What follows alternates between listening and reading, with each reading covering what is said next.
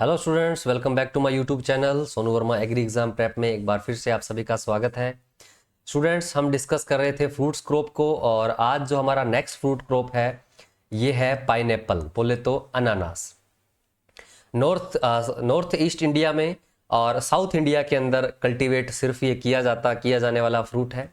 Tropical climate का ये fruit है, इंपॉर्टेंट फ्रूट है। पुराने टाइम में यानी राजा महाराजाओं के समय इसे एक रॉयल फ्रूट कंसीडर किया जाता था, क्योंकि इसका जो प्रोपोगेशन है या इसे ग्रो होने के लिए उस टाइम क्या है, कन्वेंशनल वेराइटीज थी। तो 7-8 साल का समय जो है एक फ्रूट को डेवलप होने में लग जाता था। तो इस तरह से उस फ्रूट को जाहिर सी बात है राजा महाराजा ही अफोर्ड कर सकते थे। तो पुराने टाइम में इसको रॉयल फ्रूट भी कंसीडर किया जाता था। अनानास इसे हिंदी में कहा जाता है। अगर आप किसी एग्जामिनेशन जैसे कि state entrance exam, state competitive exam या फिर सेंटर के लेवल के एग्जामिनेशन की तैयारी कर रहे हैं तो ये लेक्चर आपके लिए बेनिफिशियल रहने वाला है। आप इस लेक्चर को पूरा देख सकते हैं। स्टार्ट करें इससे पहले अगर आपने चैनल को सब्सक्राइब नहीं किया है, please do the subscribe channel. और अगर आपने टेलीग्राम चैनल को ज्वाइन नहीं किया है, जुड़ जाइएगा। आपको इंपॉर्टेंट MCQs और इस क्लास की PDF मिलती रहेंगी। अगर आपका कोई क्वेरी है आप मुझे इंस्टाग्राम पे DM कर सकते हैं या फिर इस वीडियो के नीचे कमेंट भी कर सकते हैं। चलिए फिर आज हम स्टार्ट करते हैं अनानास की खेती, पाइनएप्पल कल्टीवेशन। सबसे पहले हम इसके बोटेनिकल क्लासिफिकेशन को देखेंगे। इसका जो वानस्पतिक वर्गीकरण है इसे हम पढ़ेंगे। तो इसका बोटेनिकल नेम जो है ये अनानास कोमोसस होता है या फिर अनानास सेटाइवस भी इसे बोला जाता है। बात करें फैमिली की तो ये कौन सी फैमिली से बिलोंग करता है? अनानास जो है ये ब्रोमेलिएसी फैमिली से बिलोंग करता है। ठीक है, ब्रोमेलिएसी जो फैमिली है इससे ये बिलोंग करता है।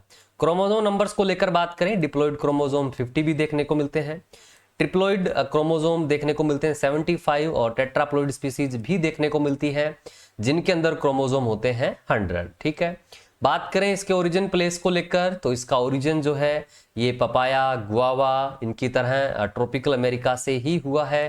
ट्रॉपिकल अमेरिका, साउथ अमेरिका भी हम इसे बोल सकते हैं। ब्राजील से इसका जो ओरिजिन है ये माना जाता है। तो ब्राजील से जो पाइनएप्पल है ये ओरिजिनेट हुआ है, याद रखना है। इन्फ्लोरेसेंस को लेकर बात करें, पुष्पक्रम के प्रकार की बात करें तो पुष्पक्रम इसका स्पाइक देखने को मिलता है, स्पाइक प्रकार का पुष्पक्रम देखने को मिलता है इसमें।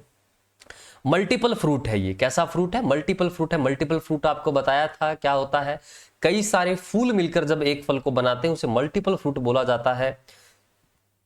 मल्टीपल फ्रूट के अंदर भी साइकोनस और सोरोसिस दो आगे क्लासिफाई कर दिया जाता है। तो अनानास के अंदर जो टाइप ऑफ फ्रूट है ये क्या देखने को मिलता है? सोरोसिस देखने को मिलता है। एडिबल पार्ट को लेकर बात करें तो ब्रेक्ट या पेरिंथ जो है इसके अंदर एडिबल पार्ट होता है। अनानास के अंदर ब्रेक्ट या पेरिंथ जो है इसके अंदर एडिबल पार्ट होता है। अनदर नेम में बात करें तो इसको हेवन फ्रूट भी बोला जाता है, स्वर्ग का फल भी बोलते हैं इसे। और इसके अलावा इसे फ्रेंडशिप फ्रूट भी बोला जाता है, मित्रता का फल भी इसे बोला जाता है। तो ये आप याद रखेंगे।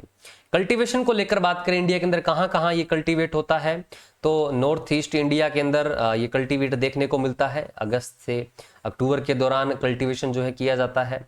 वेस्ट बंगाल नॉर्दर्न पार्ट्स के अंदर देखने को मिलता है, अक्टूबर से नवंबर के दौरान इसकी कल्टीवेशन की जाती है। वेस्ट बंगाल के अनदर पार्ट में इसे कहाँ पर लगाया जाता है तो जून जुलाई के दौरान इसे लगाया जाता है। वेस्ट बंगाल के नॉर्थ पार्ट में अक्टूबर से नवंबर में और वेस्ट बंगाल के सदर्न पार्ट में इसे जून जुलाई के अंदर लगाया जाता है। इसके अलावा इसका कल्टीवेशन जो है साउथ इंडिया के अंदर भी किया जाता है, जैसे कर्नाटका, केरला जैसे जो स्टेट है यहाँ पर भी कल्टीवेशन इसका किया जाता है। इसका जो कल्टीवेशन है ये अप्रैल से जून के दौरान किया जाता है। तो दो ही पार्ट के अंदर जो मेनली अनानास है इसको कमर्शियली लगाया जाता है, एक तो नॉर्थ ईस्ट इंडिया में और दूसरा साउथ इंडिया में। बाकी क्षेत्र में इसे कमर्शियली बहुत ज़्यादा मात्रा में नहीं लगाया जाता है, या बहुत ज़्यादा क्षेत्र पर प्रोडक्शन जो है ये नहीं देखने को मिलता है।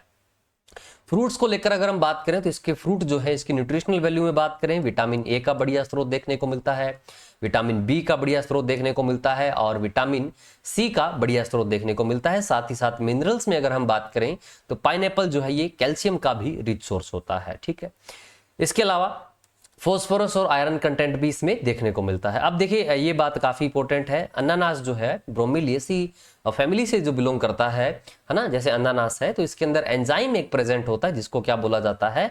ब्रोमेलिन बोला जाता है। तो ये आप याद रख सकते हैं, अनानास की फैमिली ब्रोमेलिएसी के अंदर एंजाइम होता है ब्रोमेलिन, जिसकी प्रॉपर्टीज कैसी होती हैं? डाइजेस्टिव प्रॉपर्टीज जो है ये देखने को मिलती है, यानी पाचन क्षमता को बढ़ाने का काम जो है ये करता है। अनानास को लेकर बात करें तो इसके यूजेस में इसका जूस तैयार किया जाता है, स्लाइसेस तैयार की जाती है, इसे स्क्वैश तैयार किया जाता है, जेम तैयार किया जाता है, मिक्स जेम तैयार किया जाता है, कैंडी तैयार की जाती है और इसके अलावा इसकी कैनिंग भी बहुत ज्यादा मात्रा में की जाती है, डिब्बाबंदी जो है ये भी की जाती है। तो ये आप बातें याद रखेंगे।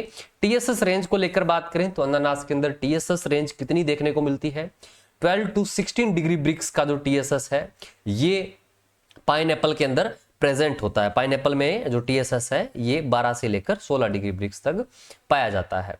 क्लाइमेट एंड सॉइल को लेकर बात करें तो मेनली ट्रॉपिकल क्लाइमेट का ही है। तो कौन से क्लाइमेट के अंदर इसे सबसे बढ़िया लगाया जाता है? जो इंडिया के अंदर जो ह्यूमिड ट्रॉपिकल जो रीजन है, ह्यूमिड ट्रॉपिक जो रीजन है यहां पर इसे अच्छी तरह से लगाया जाता है, जैसे नॉर्थ ईस्ट इंडिया है और साउथ इंडिया है। ठीक है। टेम्परेचर को लेकर बात करें तो एक ऑप्टिमम टेम्परेचर इसकी ग्रोथ के लिए जो देखने को मिलता है ये कितना होता है? 16 से लेकर 32 डिग्री सेल्सियस सबसे बढ़िया देखने को मिलता है। लीव्स की ग्रोथ को लेकर बात करें तो 32 डिग्री सेल्सियस बढ़िया देखने को मिलता है। और रूट्स की ग्रोथ को लेकर अगर हम बात करें, जड़ों की ग्रोथ इसमें कौन से तापमान पर सबसे बढ़िया देखने को मिलती है? तो 25 डिग्री सेल्सियस पर तापमान पर इसकी जड़ों के अंदर ग्रोथ जो है बढ़िया देखने को मिलती है। अब अगर रात के समय अगर हाई टेम्परेचर है तो कहीं ना कहीं इसकी ग्रोथ पर एक नेगेटिव इंपैक्ट देखने को मिलता है ना, नुकसान जो है इसके अंदर देखने को मिलता है। तो एक मिनिमम जो डिफरेंस होना चाहिए डे और नाइट के टेम्परेचर में, ये यहाँ पर कितना होना चाहिए? 4 डिग्री सेल्सियस का होना चाहिए। मान लीजिए 20 डिग्री सेल्सियस एक ऑप्टिमम रेंज है, तो रात के टाइम जो टेम्परेचर होना चाहिए वो 16 डिग्री सेल्सियस के आसपास होना चाहिए। बहुत अधिक जो गैप है डे और नाइट के टेम्परेचर में ये नहीं होना चाहिए, अदरवाइज इसके ग्रोथ पर जो है नेगेटिव इंपैक्ट देखने को मिलता है। मीडियम से हैवी लोमी सॉइल जो है इसके लिए बढ़िया देखने को मिलती है, ह्यूमस से रिच होनी चाहिए। और हल्की अगर एसिडिक सॉइल है तो इसके लिए बढ़िया है। हल्की जो एसिडिक सॉइल्स हैं उनके अंदर ऑर्गेनिक जो मैटर है ये भी देखने को मिलता है। तो organic rich soil, humus rich soil जो स्लाइटली एसिडिक है, लोमी सॉइल, इसके लिए सुटेबल देखने को मिलती है। पीएच रेंज को लेकर अगर हम बात करें तो पीएच कितना देखने को मिलता है? 5.5 to 6 पीएच वाली जो सॉइल है इसकी ग्रोथ के लिए बढ़िया सॉइल कंसीडर की जाती है। इसके अलावा देखो पाइनएप्पल एक पेरेनियल क्रॉप है ना। कैसी क्रॉप है ये? पेरेनियल क्रॉप है, बहुवर्षीय फसल है।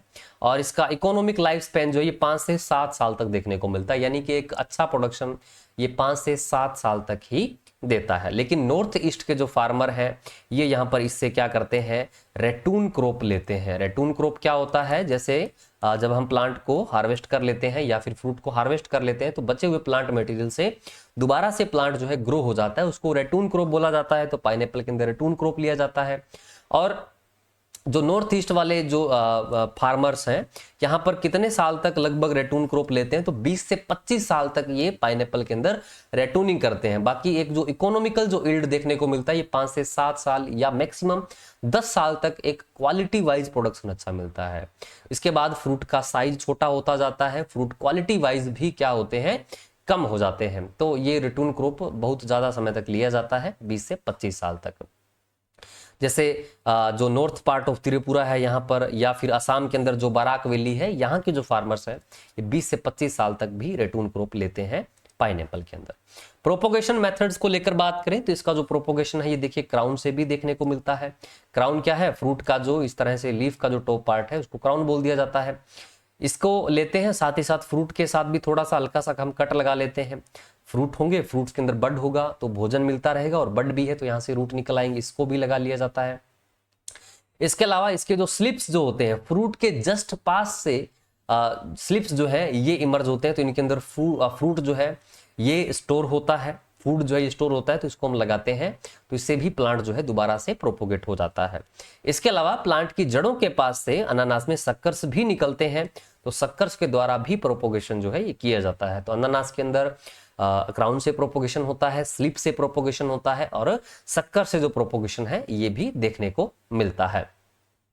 अब अगर हम बात करें कि कितना समय ले लेता है अगर हम अलग अलग प्लांट मटेरियल से लगाते हैं, तो देखिए 14 से 18 मंथ ले लेता है अगर हम शक्कर से लगाते हैं। फ्रूट प्रोडक्शन कितने टाइम में स्टार्ट हो जाता है? तो 14 से 18 मंथ शक्कर से, 20 से 22 मंथ स्लिप से, और 20 से 24 मंथ लग जाते हैं क्राउन से। देखिए जो मेथड सबसे ज्यादा काम में लिया जाता है अनानास के प्रोपोगेशन के लिए वो तो सक्कर्स है, लेकिन अगर हम सबसे अच्छी गुणवत्ता के फल उत्पादन करना चाहते हैं तो ये स्लिप्स के द्वारा किया जाता है। ठीक है, स्लिप्स के द्वारा किया जाता है। क्राउन के द्वारा कमर्शियल लेवल पर प्रोपोगेशन नहीं होता है, क्योंकि फ्रूट आने में लगभग 2 साल का जो समय है ये लग जाता है। तो ये कहीं ना कहीं एक इनिशियल टाइम जो है ये बहुत लंबा टाइम यानी खाली रह जाता है। ऑर्चार्ड जो है तो मेनली शक्कर से किया जाता है, और अगर हम क्वालिटी वाइज आते हैं तो स्लिप्स के द्वारा किया जाता है। और अगर हम शक्कर से कर रहे हैं तो फ्रूट जो प्लांट है वो जल्दी ही फ्रूट प्रोडक्शन देना शुरू कर देता है। तो ये बात आप याद रखेंगे। वेट को लेकर अगर हम बात करें, प्लांटिंग मटेरियल कितने वेट का होना चाहिए लगभग, तो शक्कर्स का जो वेट है ये लगभग 500 ग्राम के आसपास होना चाहिए। और अगर हम slips as a planting material काम में ले रहे हैं तो एक स्लिप्स का जो वेट है ये 350 ग्राम के आसपास होना चाहिए। ये एक आइडियल वेट होता है प्लांट मटेरियल का। ठीक है, चलिए वेराइटीज को लेकर अब हम यहां पर बात करते हैं। प्रोपोगेशन को लेकर बात कर ली है, नेक्स्ट हम यहां पर वेराइटीज को लेकर बात करते हैं। देखिए वेराइटीज को इनके अंदर 3 मेजर ग्रुप के अंदर डिवाइड किया गया है। ह्यूम और म्यूलर ने इसका क्लासिफिकेशन दिया था, और इन्होंने जो पाइनएप्पल की जो वेराइटीज हैं इन्हें मेनली 3 ग्रुप के अंदर क्लासीफाई किया। ये ग्रुप कौन कौन से हैं? केनी है, क्वीन है और स्पेनिश है। इन ग्रुप के अंदर इन्होंने क्लासीफाई किया। कुछ वैरायटी जो कि कमर्शियल लेवल पर लगाई जाती है, इन वैरायटीज को आपको नाम से बिल्कुल भी नहीं भूलना है। ये वैरायटी कमर्शियल लेवल के लिए इंपॉर्टेंट है, आपके एग्जाम के लिए भी इंपॉर्टेंट है, पूछी जा सकती हैं और पूछी जाती है। सीधा नाम दे दिया जाता है वैरायटी को और पूछते हैं किसकी वैरायटी है। तो ये कमर्शियल लेवल पर जो वैरायटी लगाई जाती है इंडिया के अंदर, ये यहाँ पर कौन कौन सी है? Giant Kew, queen, Mauritius, Jaldhup, Lakhat, Charlotte, Rothschild. ये जो वैरायटीज हैं ये कमर्शियल लेवल पर लगाई जाती है। अब अगर हम बात करें, देखिए एक केनी ग्रुप की वैरायटीज है और दूसरी स्पेनिश ग्रुप की वैरायटी है। इन्हें ड्यूअल पर्पस वैरायटीज बोलते हैं, यानी दोहरे उद्देश्य के लिए काम लिया जा सकता है। जैसे कि कौन से उद्देश्य के लिए? तो फ्रेश फ्रूट के लिए काम में ले सकते हैं, और दूसरा इन्हें केनिंग के काम में भी लिया जा सकता है। ठीक है, क्वीन ग्रुप को लेकर अगर हम बात करें तो क्वीन ग्रुप की जो वैरायटीज है इन्हें मेनली फ्रेश फ्रूट पर्पस से काम में लिया जाता है। फ्रेश यानी ताजा खाने के लिए इन्हें जो है काम में लेते हैं। ठीक है, अब ये वैरायटी काफी इंपॉर्टेंट है, क्यों जो है, क्योंकि ये जो वैरायटी है ये यहाँ पर केनिंग के लिए सबसे सुटेबल वैरायटी है। तो इसे आप अच्छे से याद रखेंगे। इसके अंदर शाई शकरिंग हैबिट जो है ये देखने को मिलती है। शाई शकरिंग हैबिट का मतलब है कि इसमें शक्कर्स जो है ये बहुत ज्यादा मात्रा में नहीं निकलते हैं। शक्कर्स निकालने के लिए शर्माता है ये प्लांट, है ना। तो इस तरह से आप याद रखेंगे। शाई शकरिंग हैबिट देखने को मिलती है क्यों जो वैरायटी है। क्वीन जो है सुटेबल नहीं है केनिंग के लिए, हमने बात कर ही ली है, तो ये बात आप याद रखिएगा। और इसके अंदर हाई शकरिंग हैबिट देखने को मिलता है, यानी इसके अंदर शक्कर्स जो हैं ये इमर्ज होते रहते हैं। क्यों के बारे में आप सिर्फ याद रखिएगा, केनिंग के लिए सबसे सुटेबल है और शाई शकरिंग हैबिट जो है इसमें देखने को मिलता है। ये कुछ यहाँ पर वेराइटीज हैं, आप देख सकते हैं। क्यू है, इसके अलावा क्वीन है, मोर्शियस है और जलधूप है। आपने ज्यादातर जो वेराइटीज देखी हैं वो या तो क्यू देखी है या फिर हमने जलधूप देखी है। इस तरह के पाइनएप्पल जो हमने बहुत ज्यादा नहीं देखे, रेयरली ही देखे हैं जो मार्केट के अंदर आते हैं। तो जो कमर्शियल है वो क्यू है और जलधूप है ना। इसके अलावा क्वीन है और मोर्शियस। सबसे ज्यादा क्यू है, जलधूप है, ये वैरायटी काफी ज्यादा लगाई जाती है। अब हम यहां पर देख लेते हैं स्मूथ केनी वैरायटी। इनके अंदर यहां पर स्पाइनलेस पाइनएप्पल देखने को मिलते हैं। ठीक है, शुगरी होते हैं, लो फाइबर कंटेंट इनके अंदर देखने को मिलता है और फ्लैट स्ट्रिप लीव जो है ये इनके अंदर पाई जाती है। ये जो वेराइटीज है, देखिए अकॉर्डिंग टू पुर्ड्यू यूनिवर्सिटी, स्मूथ केनी जो वेराइटी है ये पूरी दुनिया के अंदर 90% काम में ली जाती है फॉर द केनिंग पर्पज। ये वेराइटी आप याद रखेंगे, स्मूथ केनी वेराइटी काम में ली जाती है। ठीक है, इसको आप याद रखेंगे। इसके अलावा स्मूथ केनी के अंदर जैसे वेराइटी जो है ये यहाँ पर कौन सी है? हिल्लो है। हिल्लो ये आप याद रखेंगे, हवाई के अंदर इसे डेवलप किया गया था 1960 के अंदर। इसके अलावा सेंट माइकल ये भी आप याद रख सकते हैं। और इसके अलावा जायंट क्यू, ये वैरायटी आप इसमें याद कर सकते हैं स्मूथ केनिंग ग्रुप के अंदर। क्लियर? इसके अलावा है एबकाक्सी, 2 से 11 पाउंड का वेट जो है इसके अंदर देखने को मिलता है। स्पाइनी नेचर के फ्रूट देखने को मिलते हैं, डिजीज के लिए भी काफी रेसिस्टेंट देखने को मिलते हैं। और किस तरह के फ्रूट्स जो है देखने को मिलते हैं? तो टोल फ्रूट्स देखने को मिलते हैं, यानी लंबे पाइनएप्पल जो है देखने को मिलते हैं। व्हाइट कलर जो है इनके अंदर देखने को मिलता है। फ्रूट टेंडर होते हैं, जूसी होते हैं, है ना, जूस कंटेंट इसमें अच्छा जो है ये देखने को मिलता है। अब यहाँ पर इनके अंदर वैरायटी यहाँ पर कौन कौन सी है? सुगर लोफ है, इसके अलावा एबकाक्सी है, सुगर लोफ बता दिया है आपको। इसके अलावा ब्लैक जमाइका है, इसके अलावा मोन्टूफर है। ये वैरायटीज के सिर्फ आपको नाम याद करने हैं, बहुत अधिक कैरेक्टरिस्टिक्स पढ़ने की हमें आवश्यकता नहीं है, न ही आपसे एग्जाम के अंदर पूछा जाएगा। ठीक है, तो ये एबकाक्सी ग्रुप की बात याद रखनी है। इसके बाद है क्वीन ग्रुप। क्वीन ग्रुप को और किस नाम से जाना जाता है, तो इसे कॉमन रफ के नाम से भी जाना जाता है। कॉम्पैक्ट प्लांट देखने को मिलते हैं, है ना। इसके अलावा डिजीज के लिए ये बेटर टॉलरेंस शो करता है कंपैरेटिवली किससे, स्मूथ केनी ग्रुप से। स्मूथ केनी ग्रुप के कंपैरेटिवली क्वीन ग्रुप की जो वेराइटीज हैं इनके अंदर जो डिजीज के लिए टॉलरेंस है ये बढ़िया देखने को मिलती है। अब वेराइटी यहां पर कौन कौन सी है, क्वीन है, इसके अलावा नटल क्वीन है, मैक ग्रोगर है, ये कुछ यहां पर इसमें वेराइटी है, तो इसमें आप याद रख सकते हैं। रेड स्पेनिश, इसमें यहां पर वेराइटी देख लीजिए कौन कौन सी है, ज्यादा इसमें नहीं देखना है हमें। कार्बेंजोना है ये, ठीक है। तो कार्बेंजोना एक ही वैरायटी आप इसमें याद कर लीजिएगा, काफी है। रेड स्पेनिश ग्रुप में कार्बेंजोना एक वैरायटी इसमें पढ़ लीजिएगा आप। प्लांटिंग मेथड को लेकर बात करें तो प्लांटिंग मेथड में कौन सा मेथड काम में लिया जाता है, डबल रो सिस्टम जो है ये काम में लिया जाता है। एक बेड हम तैयार करते हैं, इस पर हम 2 अनानास की जो रोज हैं उसको हम लगाते हैं, फिर एक और रो होती है उसके ऊपर हम अनानास की 2 रो जो है उसको प्लांट करते हैं, तो इसको बोल दिया जाता है डबल रो सिस्टम। क्या बोल दिया जाता है इसे, डबल रो सिस्टम बोल दिया जाता है। तो ये बात आप याद रखेंगे। जो हमने रोज जो है ये जो एक बेड पर अनानास से एक अनानास की दूरी यानी रो से रो की जो दूरी है वो यहाँ पर कितनी देखने को मिलती है, 60 सेंटीमीटर देखने को मिलती है। और प्लांट से प्लांट का जो डिस्टेंस है, इस तरह से एक प्लांट से प्लांट का जो डिस्टेंस है ये 45 सेंटीमीटर तक देखने को मिलता है। वहीं अगर हम बात करें डबल रोज के अंदर जो बेड्स का जो डिस्टेंस है ये कितना देखने को मिलता है, तो ये जो डिस्टेंस है एक बेड से दूसरी बेड के बीच में डिस्टेंस ये 1.5 से 2 मीटर के आसपास देखने को मिलता है।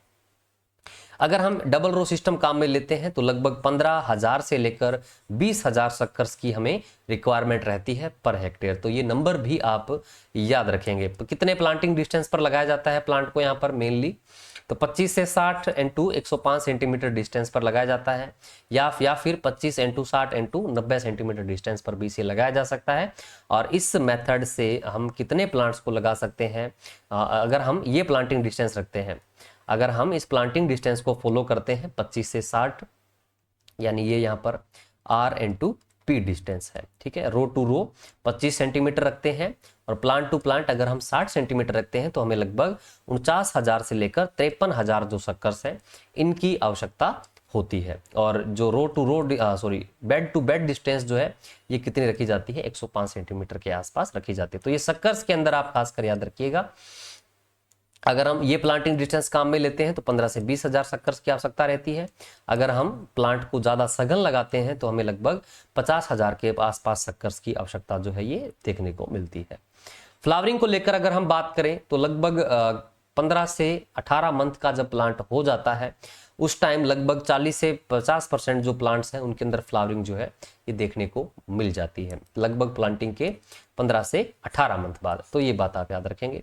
अगर हम इसमें फ्लावरिंग को और इंड्यूस करना चाहते हैं, एक यूनिफॉर्म फ्लावरिंग को चाहते हैं, तो हम NAA बोले तो प्लानोफिक्स का यूज कर सकते हैं, 10 से 20 ppm का उपयोग किया जा सकता है।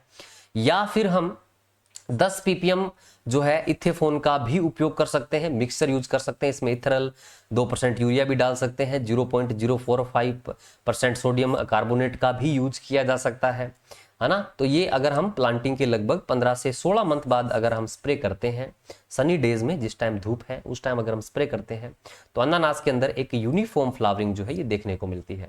एक समान एक समय फ्लावरिंग देखने को मिलेगी, तो सभी फ्रूट एक साथ ही मैच्योर होंगे, एक साथ ही राइप होंगे, तो इनको हार्वेस्ट भी एक साथ ही किया जा सकता है, जिससे लेबर कॉस्ट जो है ये बचती है। तो ये बात आप इसमें याद रखेंगे। इथेफोन यूज किया जाता है फॉर इंड्यूस फ्लावरिंग, ये हमने PGR के अंदर भी बात कर ली थी और हमने यहां पर भी देख लिया है। हार्वेस्टिंग को लेकर हम बात करते हैं। जनरली फ्लावर जो है 12 मंथ्स आफ्टर फ्लावरिंग प्लांटिंग देखने को मिलता है। Feb टू अप्रैल के दौरान इसमें फ्रूटिंग जो है फ्लावरिंग जो है देखने को मिलती है।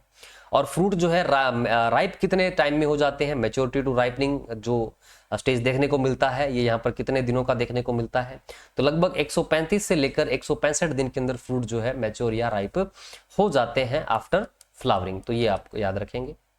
जून से सितंबर के दौरान फ्रूट जो है इनके अंदर देखने को मिलता है। फ्रूटिंग टाइम जून से सितंबर होता है। बाकी वेरी करता है हम कौन सी रीजन के अंदर लगा रहे हैं। नॉर्थ ईस्ट रीजन के अंदर फ्रूटिंग टाइम हमने शुरू में डिस्कस किया है ना। तो नॉर्थ ईस्ट इंडिया के अंदर अलग फ्रूटिंग टाइम है और साउथ इंडिया के अंदर अलग फ्रूटिंग टाइम है। ठीक है, अगर जो अनानास के ऊपर आइस देखने को मिलती है ना, अनानास के ऊपर इस तरह से आइस देखने को मिलती है, अगर ये 2 से 3 रो आइस की अगर यहाँ पर येलो कलर की हो जाती है, इसका मतलब फ्रूट को हार्वेस्ट किया जा सकता है। ये इसमें मैच्योरिटी इंडाइसेस पर काम में लेते हैं। इसके अलावा इसका एक इंपॉर्टेंट मैच्योरिटी इंडाइसेस है, ये आप अच्छे से याद रखिएगा, फ्लैटनिंग ऑफ आइस। जो आइज है, इस तरह से आइज इसमें देखने को मिलती है। जब ये आइज अनमेच्योर रहता है, फ्रूट कच्चा रहता है, तो तीखी देखने को मिलती है इसकी आइज। जैसे ही फ्रूट मैच्योर हो जाता है, मैच्योरिटी गेन कर लेता है, तो ये जो आइज है ये फ्लैट हो जाती है, फ्रूट के साथ ही चिपक जाती है, तो इसको बोला जाता है फ्लैटनिंग ऑफ आइज। आंखों का बैठ जाना या फिर चपटे हो जाना, तो ये इसका मैच्योरिटी इंडाइसेस है। ये same maturity indices jackfruit का भी होता है, कटहल का भी होता है। तो ये बात आप अच्छे से याद रखेंगे। डिस्टेंट मार्केट के लिए इसको कौन से स्टेज पर हार्वेस्ट किया जाता है, तो मैच्योरिटी स्टेज पर इसे हार्वेस्ट किया जाता है। तो ये बात आप इसमें याद रखेंगे। फ्रूट को हार्वेस्ट किया जाता है, शार्प नाइफ के साथ हम हार्वेस्ट करते हैं, विद फ्रूट स्टॉक के साथ हार्वेस्ट किया जाता है, ताकि जो स्टॉक के अंदर भोजन है ना, डंठल के अंदर जो भोजन है वो सप्लाई होता रहे फ्रूट को। अगर हम डंठल साथ में नहीं लेंगे तो जो फ्रूट है उसके अंदर एस्पायरेशन तेजी से होगा, खुद ब खुद फ्रूट जो है अपघटित होता चला जाएगा। तो जो फ्रूट्स हैं जो ज़्यादा ससेप्टिबल, जिनका ज़्यादा पेरिशेबल नेचर के देखने को मिलते हैं, उन्हें हम डंठल के साथ ही हार्वेस्ट कर लेते हैं अगर संभव होता है तो, ताकि उनका वेस्ट लाइफ जो है ये बढ़ सके। नेक्स्ट अब हम बात कर लेते हैं इल्ड की। तो इल्ड जो है कितना देखने को मिलता है। अगर हमने 20,000 से लेकर 25,000 प्लांट्स पर हेक्टेयर लगाए हैं, तो हमें इल्ड जो है ये 25 से लेकर 35 टन प्राप्त हो जाता है, या फिर 35,000 से लेकर 40,000 फ्रूट्स प्राप्त हो जाते हैं। सॉरी, अगर हम 20,000 से लेकर 25,000 प्लांट्स पर हेक्टेयर लगाते हैं तो 25 से लेकर 35 टन उत्पादन प्राप्त हो जाता है। अगर हमने प्रति हेक्टेयर प्लांट्स को 35,000 से लेकर 40,000 रखे हैं, तो ऐसे में जो इल्ड है ये हमें 40 से लेकर 50 टन तक देखने को मिलती है। तो ये बातें इसमें याद रखेंगे। बाकी जो इल्ड है वो हमें फर्स्ट ईयर से लेकर 4th ईयर तक एक ड्रास्टिक इफेक्ट देखने को मिलता है, यानी इल्ड बढ़ता है, उसके बाद इल्ड जो है ये कम होता चला जाता है। तो ये बात आप इसमें याद रखेंगे। एक ऑप्टिमम टाइम तक ही इसमें इल्ड मिल पाता है, उसके बाद इसमें जो इल्ड है ये क्या हो जाता है, कम हो जाता है। तो ये बात आप इसमें याद रखेंगे। ठीक है, अगर हम 43,300 से लेकर 50,000 प्लांट्स प्रति हेक्टेयर लगाते हैं, तो ऐसे में हमें जो इल्ड मिलता है ये 50 से 60 टन प्रति हेक्टेयर तक मिल जाता है। तो ये याद रखना चाहते हैं, ये भी रख सकते हैं। अलग अलग प्लांट्स के नंबर पर अलग अलग जिनका जो इल्ड है ये दिया गया है।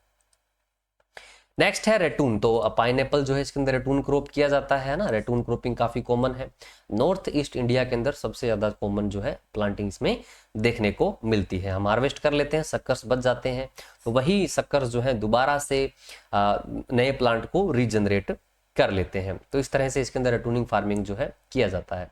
7 से 8 साल तक ही रिकमेंड किया जाता है कि प्रोडक्शन लेना चाहिए, लेकिन नॉर्थ ईस्ट इंडिया के जो फार्मर हैं 20 से लेकर 25 साल तक रेटून क्रॉप से प्रोडक्शन जो है ये लेते हैं। नेक्स्ट हम पाइनएप्पल में बात करते हैं डिजीज ऑफ पाइनएप्पल के बारे में। ठीक है, इसमें ब्लैक रोट या सॉफ्ट रोट देखने को मिलता है। ये सेराटोसाइटिस पैराडोक्सा जो फंगस है इसकी वजह से देखने को मिलता है। इसमें फ्रूट जो पार्ट है, फ्रूट जो ब्रैक्ट है, पेरिंथ है, इसमें रोटिंग जो है ये देखने को मिलती है, ब्लैक हो जाता है रोटिंग होकर पार्ट जो है, तो इसको ब्लैक रोट या सॉफ्ट रोट बोलते हैं। ये फंगस की वजह से देखने को मिलता है। ठीक है, इसके अलावा इसमें रूट रोट, हार्ट रोट या फिर फ्रूट रोट देखने को मिलता है। ये फाइटोपथोरा की वजह से होता है। जो किस वजह से होता है, अगर पाइनएप्पल के फील्ड में ड्रेनेज अच्छा नहीं है, जल निकास अच्छा नहीं है, पानी खड़ा रह जाता है, तो इसमें रूट रोट जो है या हार्ट रोट जो है ये देखने को मिलता है। हार्ट है ना, जहां से प्लांट निकला है, इमर्ज हुआ है पूरे का पूरा, वो उस प्लांट का हार्ट है। तो प्लांट का जो बिल्कुल बेस है, जहां से लीव्स निकल रही हैं, वो जो पार्ट है वो क्या हो जाता है, रोटिंग होने शुरू हो जाती है उसके अंदर, तो इसको हार्ट रोट बोला जाता है। इसमें रोटिंग जो है ये स्टार्ट हो जाती है, प्लांट का जो सेंट्रल पोर्शन है वहां से रोटिंग स्टार्ट हो जाती है। लीव्स जो है ये ब्राउन शुरू होना हो जाती है। इसके अलावा बेसल पोर्शन जो है ये भी यहाँ पर रोटिंग के साइन दिखाता है, और फॉल ऑर्डर जो है ये इसमें देखने को मिलती है, और पूरे का पूरा प्लांट जो है धीरे धीरे सड़ जाता है। तो इसमें रूट रोट, हार्ट रोट या फ्रूट रोट के ये यहाँ पर सिम्टम्स हैं। फाइटोपथोरा की वजह से ये देखने को मिलता है। इस 2 डिजीज को याद रखिएगा। इसके अलावा इसमें डिसऑर्डर में मल्टीपल क्राउन डिसऑर्डर है, एक क्राउन की जगह कई सारे क्राउन जो है ये डेवलप हो जाते हैं। ये एक हेरिटेबल करेक्टर है, यानी कि वंशागत कैरेक्टरिस्टिक है ये, है ना, पीढ़ी दर पीढ़ी इसमें चलता रहता है। कुछ स्पीसीज के अंदर, कुछ वेराइटीज के अंदर ये हेरिटेबल करेक्टर है ना। ये एक अनुवांशिक कारण की वजह से देखने को मिलता है। और किस में देखने को मिलता है ये, तो ये केनी जो ग्रुप है उसके अंदर ये देखने को मिलता है, जिससे कि सबसे फेमस वेराइटी क्यू जो है ये बिलोंग करती है। तो ये जेनेटिकल रीजन की वजह से मल्टीपल क्राउन जो है पाइनएप्पल में देखने को मिलता है। तो आज की क्लास में हमने पाइनएप्पल जो क्रॉप है इसको डिस्कस किया है। आई होप ये लेक्चर आपको समझ में आया है। अगर आपका कोई सवाल है आप कमेंट में लिख सकते हैं। बाकी आज के लिए हम इतना ही करेंगे, मिलेंगे नेक्स्ट लेक्चर में। Thank you so much.